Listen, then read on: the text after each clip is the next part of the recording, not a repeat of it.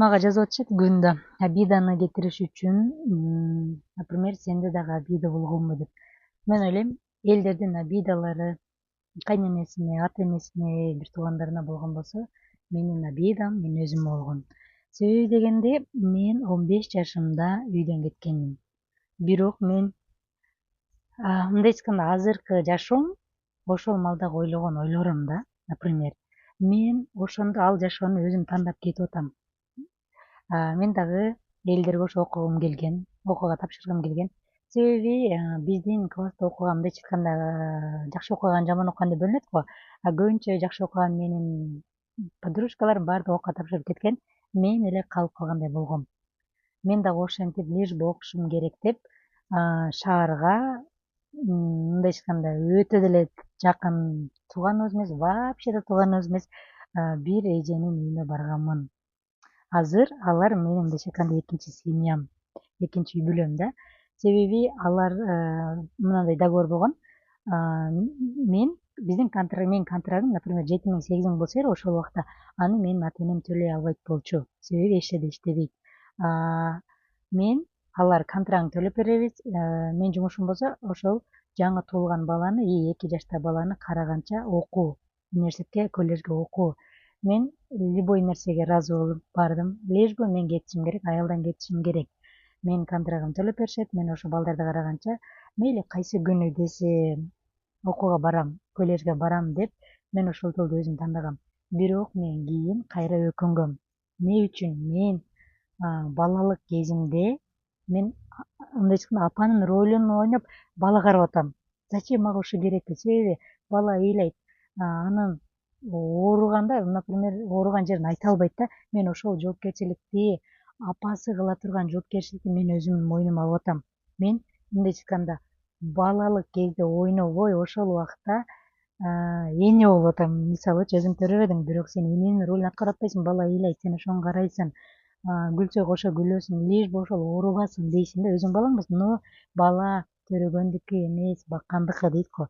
Мен ошон үчүн мындай айтканда жаш балдар, любой жаш баланы мен жакшы көрөм. Любой жаш бала ыйлап аткан болсо, мен аны сурап алам. Эмне каалап атат, мен көзүнөн карап туруп биле алам. Себеби мен ал жакта 10 жылдан ашык жүрдүм.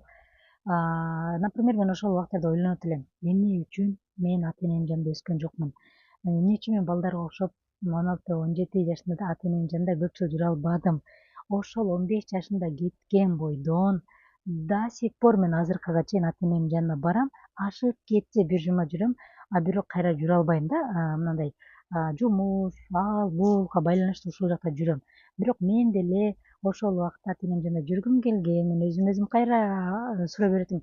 Эмне үчүн, эмне үчүн, эмне үчүн деп. Мен суроолорду, мен медитацияда ушул суроолорду өзүмө бергенде менин жүрөгүм мындайча айтканда айтты: бул жолду сен ата энең тандап берген жок, сен өзүң күнөөлүүсүң, өзүң ушул жолду тандадың. Себеби мени ата энем бар, сен ошонун үйүнө бар, баласын кара, ошол жерде оку деген эмес.